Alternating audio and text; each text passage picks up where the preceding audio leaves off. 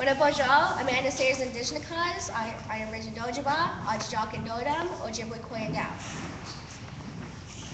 Also the Vice President of the Shingwak Anishinaabe Student Association. Digital and Ojibway Indigenous cause. Managing Ojibwa, Buffalo, Dodam. Algonquin Middle Del now.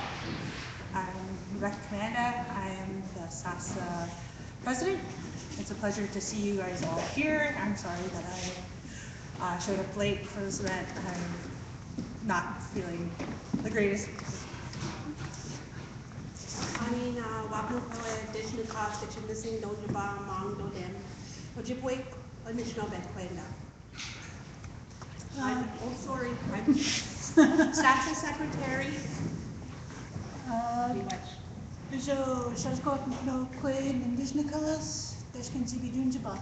My English name is Keitha. I'm from Chippewa the Thames First Nations. I am the events coordinator for SASA. Ani, bonjour. I'm Jamie Indigenous, Makwa Indodayan. My name is Jamie and I'm the treasurer of Shingwak Anishinaabe Student Association. Bonjour, Ojibway Indigenous. My English name is Michaela. I am the cultural events coordinator for Shingwak. So today we're here to talk about the updates of the meetings that we've been having through the course of the year in requiring other smudge policies within other institutions, and also meeting with the fire chief marshals, and also keeping communication with our other members as well to let them know where we're at with the smudge policy. Are we going to hand out some of them? Yeah, we can. Some of the last. So this smudge policy is not the one that is written up as of the one that's going to be passed in April. So just keep in mind that there has been quite a bit of changes within this policy.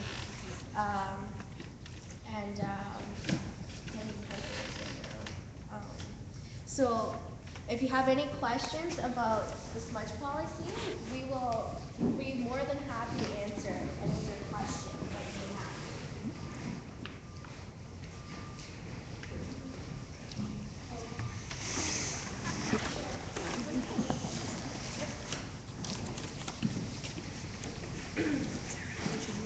Sure.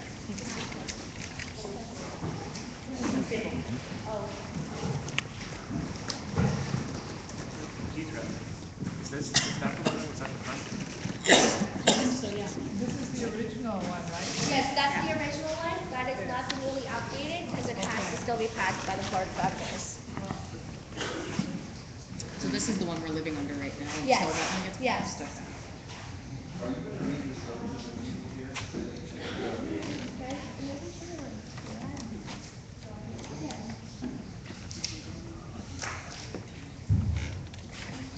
Okay, so I'll read it out to everybody, for anybody who doesn't have one. So this is it hasn't been passed as of yet, but we're we're using this as a guideline right now. So I'll begin. The purpose, Algoma University recognizes that smudging, the use of tobacco and other sacred medicines are part of the First Nation, Métis and Inuit traditional way of life and are therefore permitted on campus in appropriate spaces. The university also recognizes that some people are sensitive or even allergic to smoke and affirms its duty to maintain a clean and healthy air environment. The university is committed to achieving both of the above mentioned goals in spirit of cooperation, mutual respect, and understanding. Smudging and pipe ceremonies. Smudging is a First Nation Métis Inuit tradition which involves the bringing of sweetgrass, sage, and or cedar. Sage smudge produces a very strong and distinct aroma, but the smoke associated with it is minimal and lasts a very short time. Sweetgrass has a very mild aroma and produces even less smoke than sage. A smudge is burned primarily for purification and to help create a positive mindset. Tobacco is used in pipe ceremonies by a pipe carrier. Under the Province of Ontario's Smoke-Free Ontario Act, smudging and the use of tobacco in pipe ceremonies are permitted. Algoma University has recognized that smudging and pipe ceremonies are part of the First Nation, Métis, and Inuit traditional way of life and are therefore permitted on campus as per the procedures. These are the procedures right now. So the first is Sasa Lounge. That's our It's just our lounge. yeah, it's our space. SH201 is equipped with a special exhaust system to allow for smudging in a manner that does not affect air quality in the rest of the building. Smudging may be undertaken at any time in the SAS Lounge, provided the following rules are respected. 1, the door of SH201 must be closed before smudging begins. 2, the exhaust fan must be turned on before smudging begins. 3, the fan must be left running and the door must be left closed for at least 10 minutes after the completion of the smudging. These rules are posted prominently in SH201. In residence, because a residence room is a student's home, concerns about air quality and health are particularly acute. At the same time, the university recognizes that a student may wish to have his or her room smudged at the beginning of the semester. The university will permit the smudging of an individual residence room only with the written permission of the director of physical plant. Permission must be requested at least 5 days in advance and will normally be granted only at the beginning of the semester. An official form from physical plant must be on hand at time the smudging occurs. Students are welcome to use non-combustible smudging practices in their rooms at any time. Information on non-combustible smudging is available from the Anishinaabe Initiatives Division. So in any other room, smudging may take place in other locations on campus, but only with the written approval of the director of physical plant. A member of faculty or staff must make the request for approval and must take responsibility for the safe and appropriate use of sacred medicines. Prior to using a smudge or pipe, physical plant shall examine the location for the ceremony to check ventilation, smoke alarm, and other concerns. Requests for approval must be submitted in writing to the director of physical plant. And this has changed recently. It says here at least 5 working days before the ceremony is scheduled to begin, but it's changed to 2, I believe, now. Yes. This timeline will allow for internal notice to be sent to the university community so that the individuals with sensitivities to smoke will have advance notice. Individuals are encouraged to alert their supervisors so alternate arrangements can be made for vulnerable persons in the vicinity of smudging.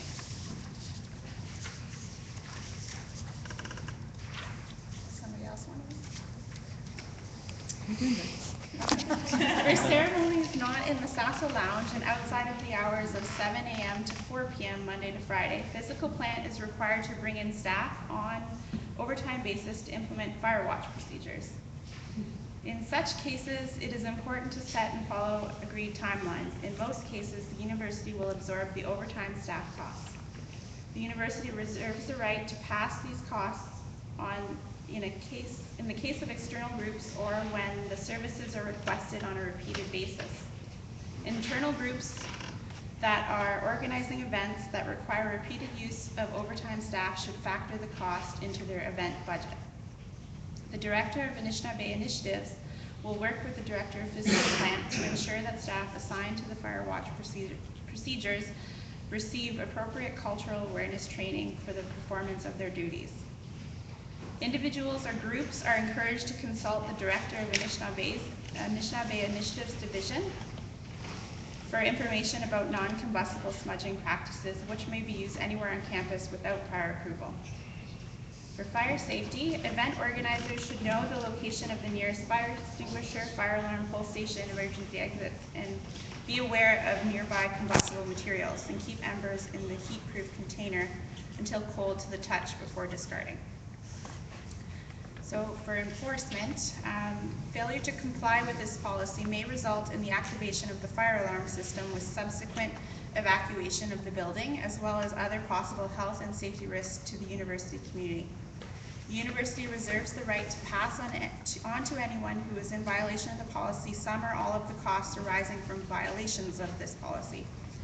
Repeated failure to comply with this policy may result in disciplinary action. Then it has our contact.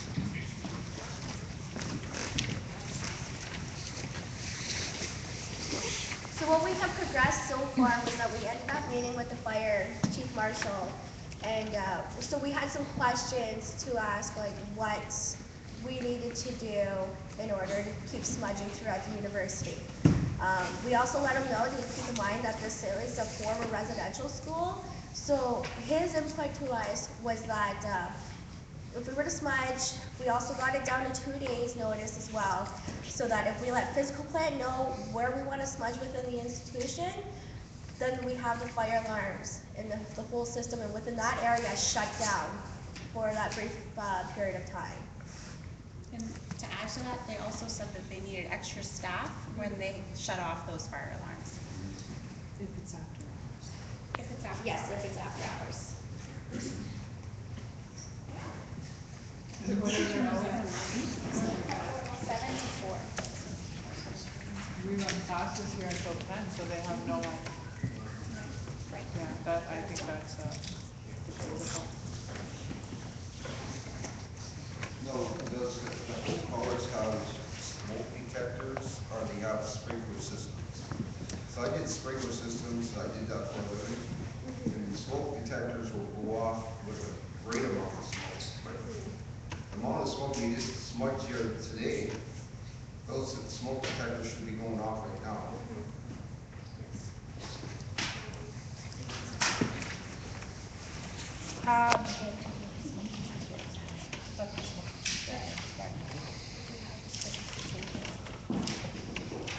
I'm not sure if we have a sprinkler system here.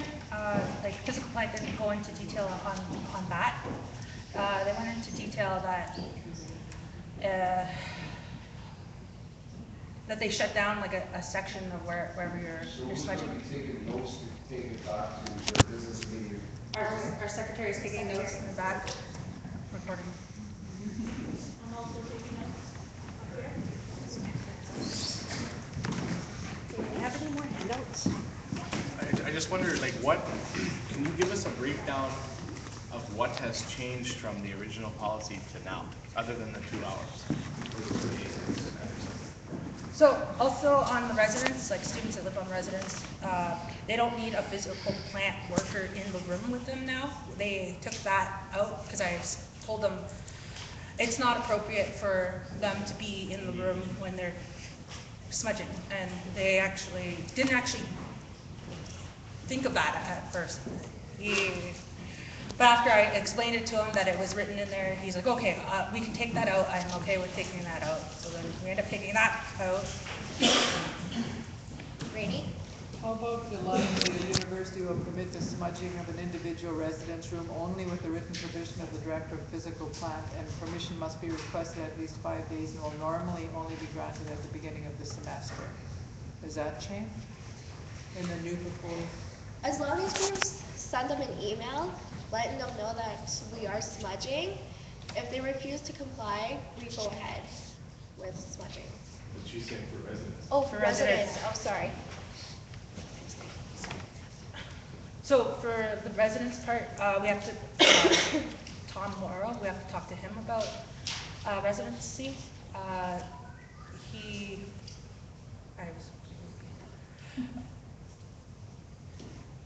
Who's Tom? You're talking, who's Tom? What's his last name? Tom Morrow?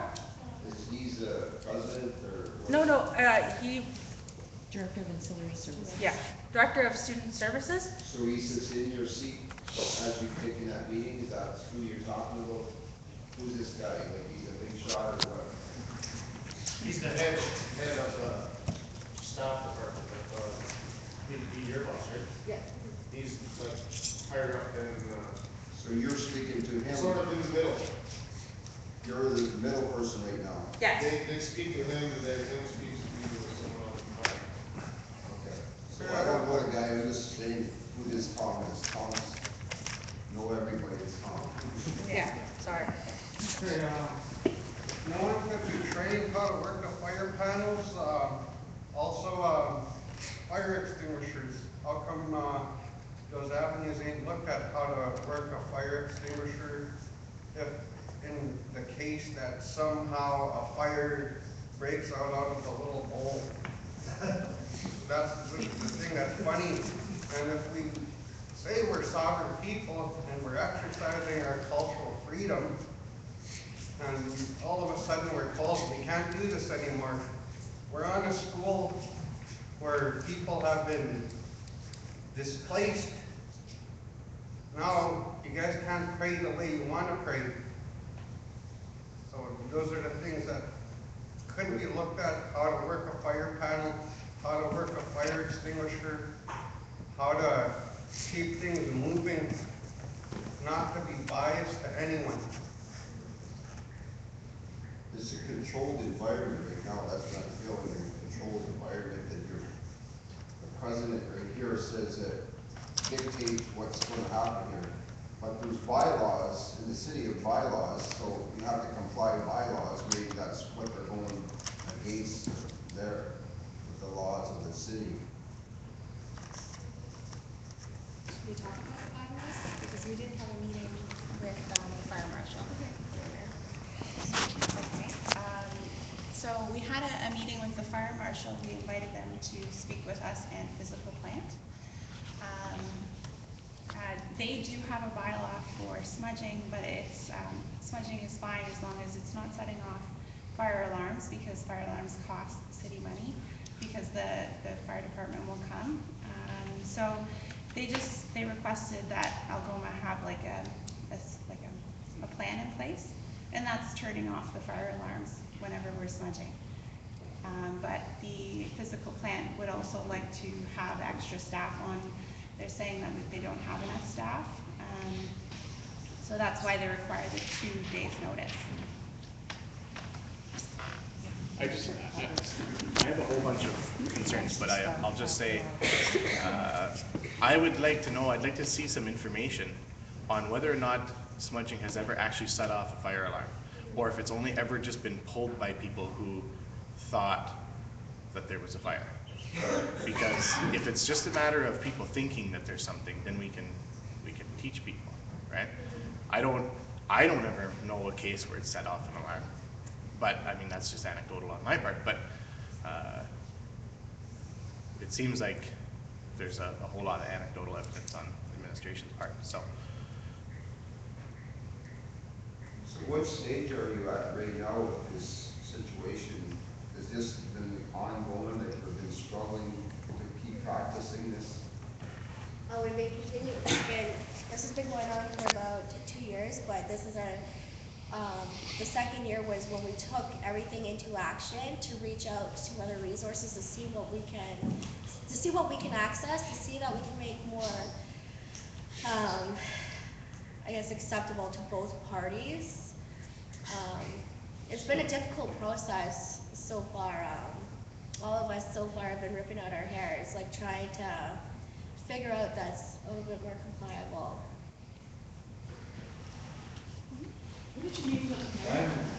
I'm truly grateful that I have my own home to be able to smudge in. I feel really bad for the residents here. Only for the reasons, like for instance, at the end of the day when you're stressed out in a place like this and you're doing all your studies, to relieve that with the smudge, to help yourself.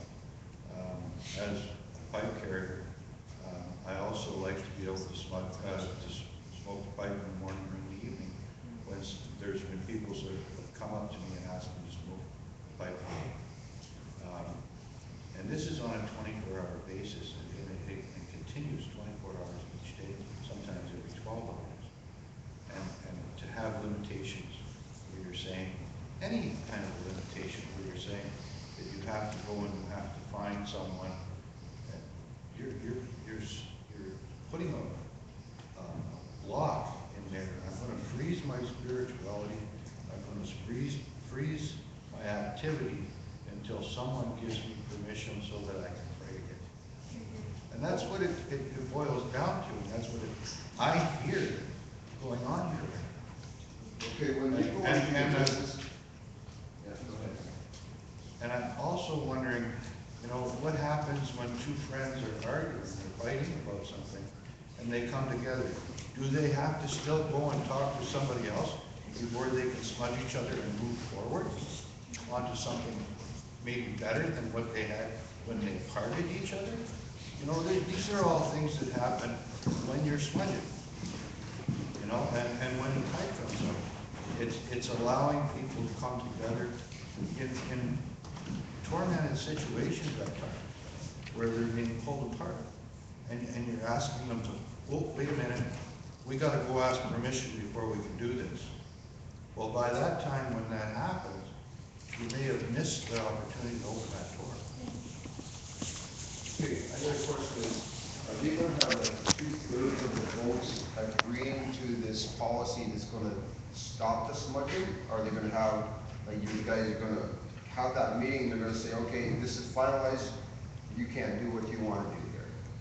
How is that gonna go down at the end? You've been fighting up to this point 2 years, you're saying. Now, what they're gonna form the policy by saying, we're gonna have a vote here with 2/3 of this college here, and we're gonna elect, we don't want no more smudging going on here no more. How is it going to go down? I think that you can see that the people that have showed up today support it, like the seriousness of this.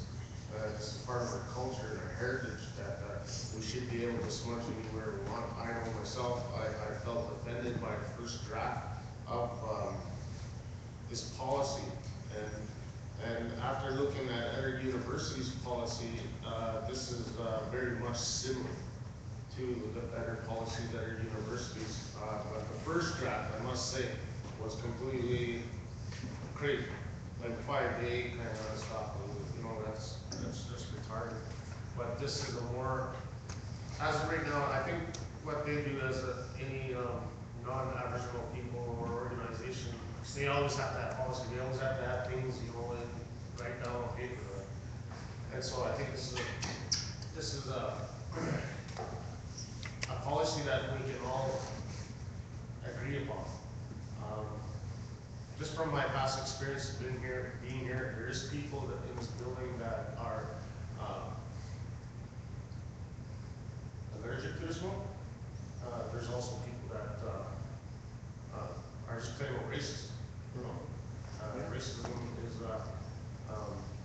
and I think that's the typical of this policy and this whole topic is it tiptoeing on race, or racism, or is it really about smudging? Is it about the smudging, or is it really about race? And I think we've come a long way. I know Mitch was a pretty strong advocate there to get this policy changed to, I believe, what it is now. Emerson got something to say here. He's been here, and his ancestors actually said some things to him because he's come here, and he's going to speak something about his people before this college actually was built here. So go ahead, you say something to them. You want me to say something? Yeah, say something to them. All right, I see all these women, this married women, they appear to me, the spirits.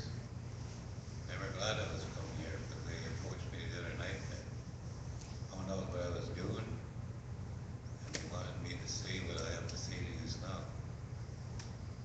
Back when residential schools were here, the priests or the brothers or somebody raped them young girls, got them pregnant, then they gave them abortions.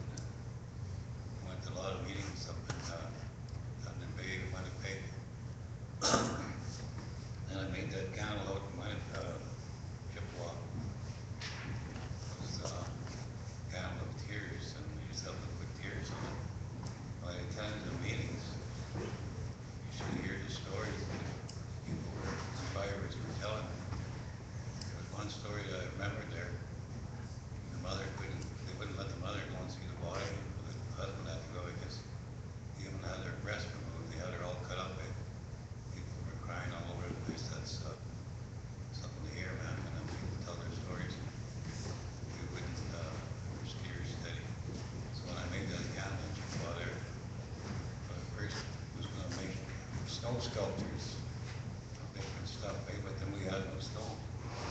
But I just happened to make that candle to show people what we could do in the summertime. So here I had to use that candle and talk about the snow, which was turned out all right too. Good. Thank you, I'll be there. Well, I got a couple things to say, but I think that lady had a question at one time. I was curious about who, the process of getting to the fire department's involvement. That would be stressful, I'm sure, because the fire department are very busy. And they have reasons to be, of course. My question is, I wonder what the fire department, how they came to that understanding that they could shut the fire panels off for a period of time. How did that, and who, do you remember who it was that you were meeting with about that? What was his name? He was like the deputy chief. Yeah, the deputy chief. So I was the one who contacted them, and it just came to the point where I had finally just flat out asked them, can you actually come into the school facility and meet with us? So we had expressed our concerns too, like defending the smudge and our sage and our other traditional medicines, and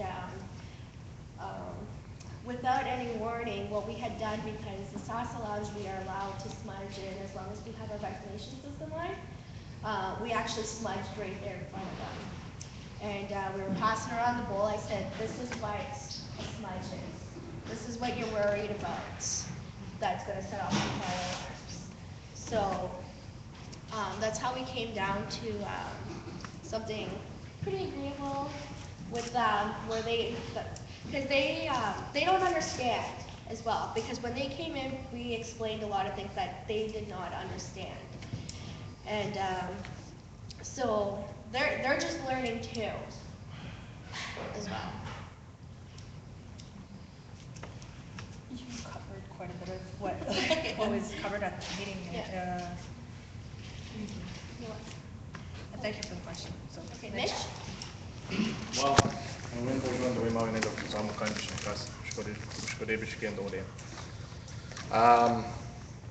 so it almost amazes me that I'm still having to say this, because it's been 2 years since I said it the first time. But there's all kinds of issues with this policy. I mean, I suppose I could come to live with it, right? I suppose I could make my peace with it the same way our people have made our peace with everything that's happened, right? We just have to keep compromising over and over and over again, right? But in section 2, there still needs to be serious work done to make residents a safe place for Anishinaabe students, right? It can't just be about making it a safe place for everybody who doesn't like us. It has to be about making it a safe space for Anishinaabe students inclusive. And that doesn't mean maybe we don't have every room where you can smudge, but maybe there's a place in there. I don't know, right? But when previously I was sitting in Rebecca's seat, I was president of the student association, right? And we fought this, we started this fight 2 years ago, right? And what we were told was that we were not even allowed to have the conversation about residents, right? So that the university administration is dictating the terms on which we're going to discuss this, which is the history of our relationship with the